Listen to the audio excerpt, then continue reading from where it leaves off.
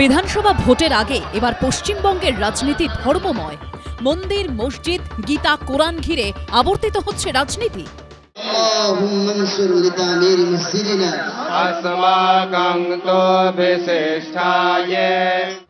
একদিকে মুর্শিদাবাদের বুকে বাবরি মসজিদের কথা শোনা যাচ্ছে, তো অন্যদিকে রাম মন্দিরের প্রসঙ্গ। মুসলিম জনতার কাছে আমি আপিল করেছি বাবরি মসজিদের জন্য অর্থ সাহায্য করতে। আমি প্রথমেই বলেছি 12/12/2024 এখানে বাবরি মসজিদ হলেই এখানে রাম মন্দির হবে। ফের একবার ভোটের মুখে ব্রিগেডের বুকে গীতা পাঠ হচ্ছে। রাজ্য বিজেপির প্রথম সারির নেতারা উপস্থিত থাকছেন। হিন্দু রাষ্ট্রের প্রসঙ্গ উঠছে। कोलकाता के पत्ता पत्ता पर आज यूं लग रहा था लाखों की भीड़ में मानो सनातन का शंखनाद हो रहा हो, मानो हिंदू राष्ट्र का बिगुल बज रहा हो। আমন্ত্রিত থাকা সত্ত্বেও গীতা পাঠের অনুষ্ঠানে মুখ্যমন্ত্রী কেন উপস্থিত থাকলেন না, উঠছে সেই প্রসঙ্গ। ওনার উচিত ছিল আসার। বিজেপির প্রোগ্রামে আমি যাব কি করে? মন্দিরের পাল্টা মসজিদ, গীতা পাঠের পাল্টা কোরআন পাঠের ডাক। ধর্ম আর রাজনীতি পশ্চিমবঙ্গেও আষ্টে পৃষ্ঠে জড়িয়ে যাচ্ছে। কোরআন পাঠ হবে, লাখো লোক নিয়ে কোরআন পাঠ হবে। গীতা পাঠ আর কোরআন পাঠ দুটোরই কোনো গুরুত্ব নেই। আমাদের চাকরি নেই বাংলাতে, আমাদের ইন্ডাস্ট্রি নেই, এইগুলি বিষয়। পশ্চিমবঙ্গেও মন্দির মসজিদের রাজনীতির এই প্রবেশ নিয়ে উঠছে প্রশ্ন। এই যে ধর্মটাকে পকেটে নিয়ে নিয়েছে কিছু লোক, তারা ধর্মের জন্য করেছে বলে আমার মনে হয় না, একেবারেই রাজনৈতিক কারণে। আমরা এখন একটা কালচার অফ সাইলেন্সের পিরিয়ডের মধ্যে দিয়ে যাচ্ছি, অর্থাৎ সাধারণ মানুষ চুপ। হুমায়ুন কবির বাবরি মসজিদের শিলান্যাস করে তৃণমূলের দিকে যে হুঙ্কার ছাড়ছেন, তার ফলে শাসকের সংখ্যালঘু ভোট ব্যাংকে ভাঙন ধরবে কিনা তা নিয়েও এখন জোর চর্চা। এই মুহূর্তে অন দ্য ফেস ভ্যালু যেটা মনে হচ্ছে, তিনি মুসলিম ভোটের উপর তার যে কন্ট্রোল সেটা মমতা বন্দ্যোপাধ্যায়ের থেকে বেশি। এই অবস্থা যদি বজায় থাকে তাহলে যে মমতা বন্দ্যোপাধ্যায়ের সংখ্যালঘু ভোটের গড়ে যে একটা বিরাট পরিমাণ থাবা বসিয়ে দেবেন, সেটা কিন্তু পরিষ্কার। নেতাজি সুভাষচন্দ্র বসু বলতেন, ধর্মের নামে যদি একতার চেষ্টা করো, তবে ধর্মের নামে বিভেদ ডেকে আনাও হবে সহজ।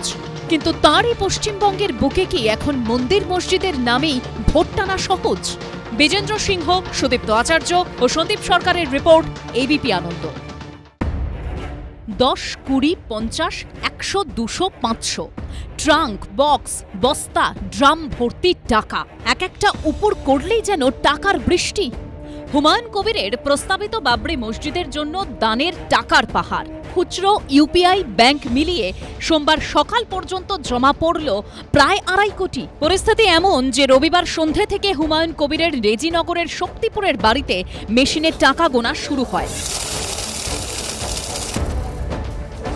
আমি যে জায়গায় দাঁড়িয়ে রয়েছি সেটা হচ্ছে টাকার পাহাড়ে। হুমায়ুন কবির যে বাবরি মসজিদের ভিত্তিপ্রস্তর স্থাপন করেছেন এবং সেই শনিবার থেকে বিভিন্ন জায়গায় এবং বাবরি মসজিদ যে জায়গায় তৈরি হবে সেই জায়গায় একাধিক বক্স রাখা হয়েছে।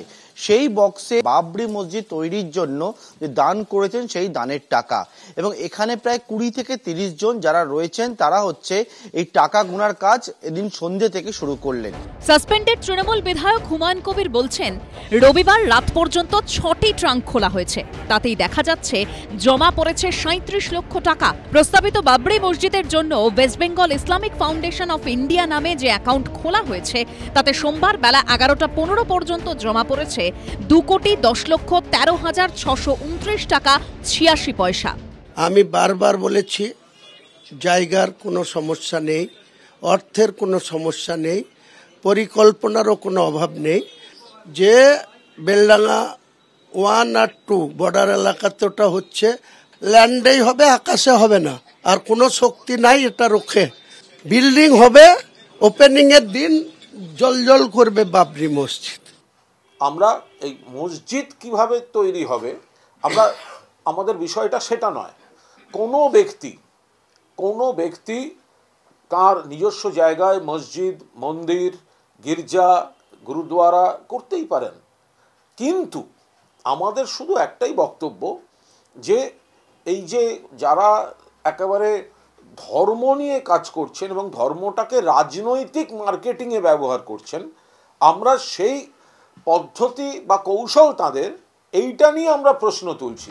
সোমবার সন্ধে থেকে ফের টাকা গোনা শুরু হয়েছে। আর শুধু অর্থ সাহায্য নয়, ইট সিমেন্ট যে যা পারছেন তাই দিয়ে যাচ্ছেন হুমায়ুন কবিরের প্রস্তাবিত বাবরি মসজিদের জন্য।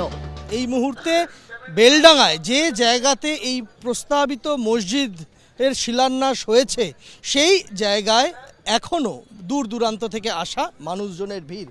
আর তার সঙ্গে রয়েছে লক্ষ লক্ষ ইট আমরা দেখতে পাচ্ছি, স্তূপাকার হয়ে গিয়েছে, আরও আসছে এবং তার সঙ্গে রয়েছে টনকে টন সিমেন্ট, লোহার রড।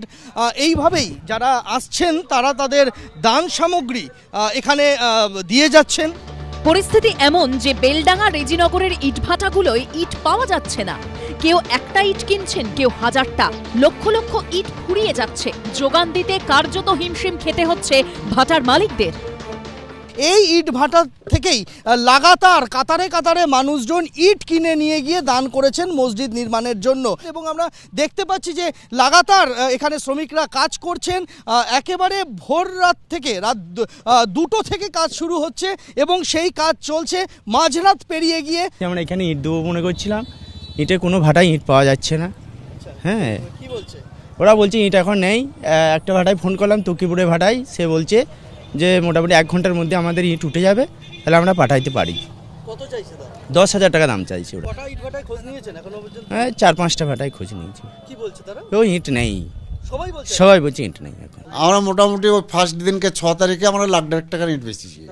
ওই 2টো একটা করে যাই হয়েছে বিক্রি, গাড়িও হয়েছে, বড় গাড়িও বিক্রি হয়েছে। আমরা 1,00,000 টাকার বেচাকেনা করেছি। বাবরি মসজিদ নিয়ে উন্মাদনার প্রভাব কি ভোট বাক্সেও পড়বে? কার লাভ, কার ক্ষতি হবে? পার্থপ্রতিম ঘোষ, সন্দীপ সরকার ও অর্ণব মুখোপাধ্যায়ের রিপোর্ট, এবিপি আনন্দ। এবিপি আনন্দ, এগিয়ে থাকে, এগিয়ে রাখে।